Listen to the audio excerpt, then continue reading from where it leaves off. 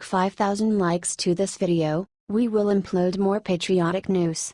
Thank you. Shocking new evidence ruins Obama cronies. President Trump was right all along. Liberals still cry about a non-existent Trump-Russia scandal, while helpfully disregarding the wrongdoings of our nation's past president. The way that Barack Obama violated the Constitution and around 12 different laws while in office is no longer up for question. It's quite recently hard actualities with a pile of evidence to help them. What's more, when Donald Trump started his keep running toward the White House, everybody knew the Democrats, headed by Obama, obviously, would successfully remain in his direction. This incorporates election fraud, which has completely exploded for the current year because of Trump's internal investigation that has officially demonstrated Democrats drove a huge number of illegals to the surveys. In any case, even before that, we heard whispers of Obama and his associates keeping an eye on Trump and his progress individuals.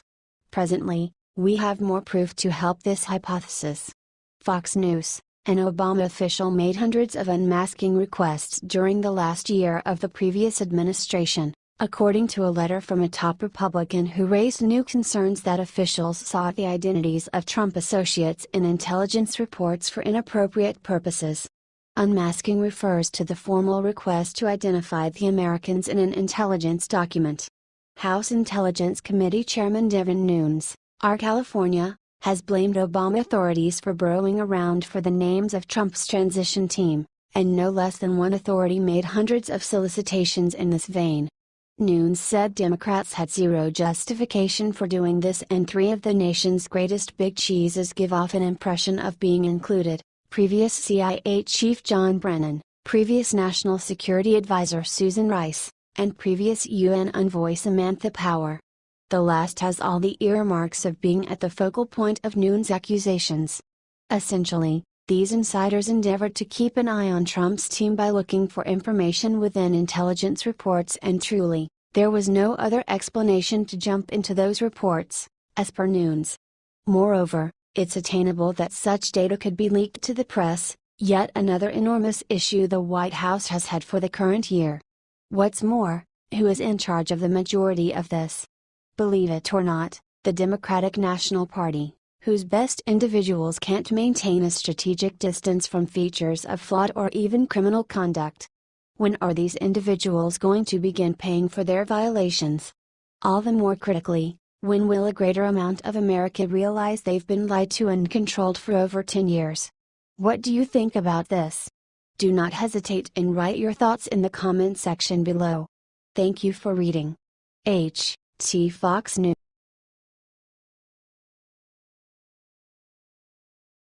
Smackdown. Judge Dineen goes nuclear and took down the entire Democratic Party, you'll cheer. Judge Dineen Pirro is on fire. She doesn't mince words with regards to the liberals. What's more, she additionally doesn't hesitate to demonstrate her reliability and profound respect for our president. This time, she was discussing Trump's replacement of Reince Priebus with General John Kelly, as the as-good-as-ever chief of staff. Will someone please tell me why it is ever since Donald Trump became president you Democrats have lost your minds and are in a constant state of psychotic rage? Militarizing the White House? Are you crazy? You guys are the ones who openly contemplated blowing up the White House. You leftists are those who are destroying property and trying to burn down buildings to prevent us from exercising our First Amendment free speech rights. Pirro said. As we face nuclear power in North Korea, Iran and others who want to destroy this great nation, there is no better person, no better leader, no one more knowledgeable to help the president run the West Wing of the White House than General John Kelly. Judge Dineen said. She's certain that General Kelly will convey what's important to the White House to plug the leaks. Also, think about who doesn't care for it, the Democrats. Indeed, I wager they don't. They don't need the releases stopped. They don't need Trump to succeed. Also, didn't she call it like it is about the libs? She got them out. She stated that they are in a state of psychotic rage since Trump was elected president. And that's the truth, right? What do you think about this? Do not hesitate and write your thoughts in the comment section below. Thank you for reading. Briet Bar.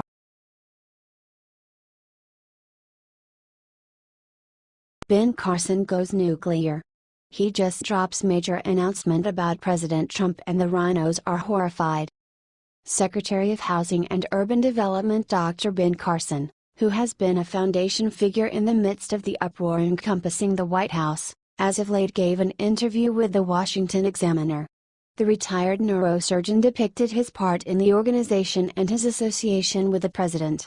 Carson gave his considerations on the president's tweets, saying he was sympathetic and supportive of him. "I think the White House has done well given the level of frustration.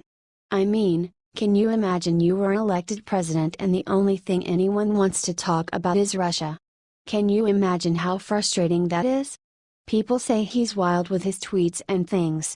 I think he's pretty restrained under the circumstances. This distinct difference, a glaring difference to other Republican leaders who have been disparaging of President Trump's most loved methods for speaking with the American individuals. This incorporates any likes of Lindsey Graham, whenever inquired as to whether he thought President Trump's tweets were excessively reactionary. Carson basically stated, "I do not know if you can say he's reacting too much. I would just say he is, perhaps, more reactionary than I might be." Carson went ahead to depict his association with President Trump, who he addresses each week. "We're philosophically very well aligned. He knows a lot about housing. It's amazing how much he knows about it. But he's also a very kind-hearted person. You may not see that sometimes because he's reacting to things that other people are doing and saying. He sometimes reacts rather vigorously. Truly, it's extraordinary to hear somebody in D.C. has the president's back, particularly after a few Republicans have turned out to be so reproachful of him. What do you think about this? Do not hesitate and write your thoughts in the comment section below. Thank you for reading. T.O. Liberty Writers.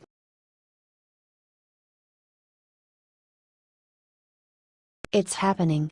Look what Gowdy just did. He passed the vote. Hillary, Comey, Obama, and Lynch in panic mode. In a letter addressed to Attorney General Jeff Sessions and Deputy Attorney General Rod Rosenstein, the Republicans said they were writing to request assistance in restoring public confidence in our nation's justice system and its investigators, specifically the Department of Justice, DOJ, and the Federal Bureau of Investigation, FBI. On Thursday, House Judiciary Committee Republicans called another special counsel, to investigate Hillary Clinton, James Comey, Loretta Lynch, Susan Rice, and Barack Obama. Presently it's occurring people. Gowdy voted to appoint a special counsel to investigate the numerous scandals and wrongdoings from the past organization. Gowdy, alongside 15 different Republicans, voted yes to require AG Jeff Sessions to appoint a second special counsel to investigate Hillary Clinton, James Comey, Loretta Lynch, Susan Rice, and Barack Obama wrongdoings amid the 2016 race. The video underneath will demonstrate to all of you the delicate parts that the mainstream media won't indicate you.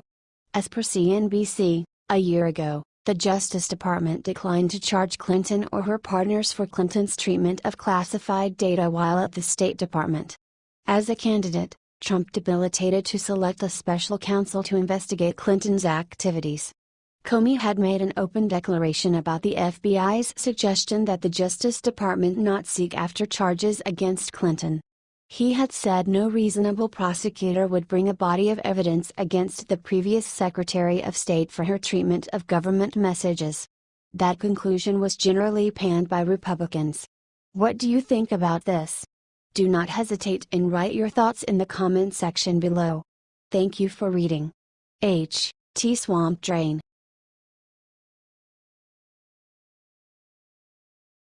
Amazing sanctuary city news surprised President Trump, straight out of Phoenix. The sanctuary cities movement is known not as much as a progression of authority demonstrations of insubordination by state and nearby purviews against honest-to-goodness, set-up federal laws. Maybe in our politically just age, that is too plain of an announcement for a few, yet it is a reality in any case.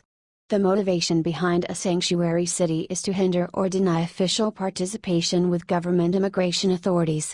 This is an ideal open door for liberal judges to manage something else, subsequently reassuring the overstepping of the law rather than its enforcement. As this strategy for elucidation is conveyed into different issues of law, the outcome is disarray. The Phoenix Police Department is moving to implement sanctuary cities policies. In particular, officers will be precluded from reaching government movement experts in regards to known illegals without first getting authorization from their bosses. Note this is after the city of Phoenix dropped its haven status. Phoenix Police is working to make changes to their current operational procedures for officers, Breitbart Texas reported. The new changes to the policy would force officers to get permission from supervisors before contacting the U.S. Immigration and Customs Enforcement in dealing with suspects, victims or witnesses who may be illegally in the country. As hostile as this choice is at confronting esteem, it will likewise empower wrongdoing in Phoenix. That is if the city's history is any guide. In 1985, before Phoenix took on a series of sanctuary city-type policies, the city had an illegal immigrant population of less than 90,000 and had a total of 89 homicides. The homicides and the number of illegal immigrants in the city began to steadily climb in years after. By 1994 and 1995, homicides had reached 231 and 221 respectively, and the illegal immigrant population climbed to approximately 160,000. The violent trend continued. During a 9-year period between 1999-2007, the city saw more than 200 annual homicides for 7 of the 9 years. By 2007, the number of illegal aliens in Phoenix was listed at over 500,000. This excerpt was composed by a resigned Phoenix cop who additionally had involvement in engaging Mexican wrongdoing cartels. It is an exceptional prosecution of the Haven City development, and negates harboring illegal immigrants is harmless. It is not harmless but instead gets individuals burglarized, assaulted, and murdered. One can recognize that the greater part of those in our nation unlawfully means nobody any damage. Indeed, one should celebrate at that reality, keeping in mind that the urban areas and provinces where they are amassed plunge into absolute disarray. In any case, the reality remains that they are here infringing upon government laws, and that until the point that such time as those laws is changed or repealed, neighborhood police divisions ought to be the last individuals to impede their enforcement. What do you think about this? Do not hesitate and write your thoughts in the comment section below. Thank you for reading. H. T. Briet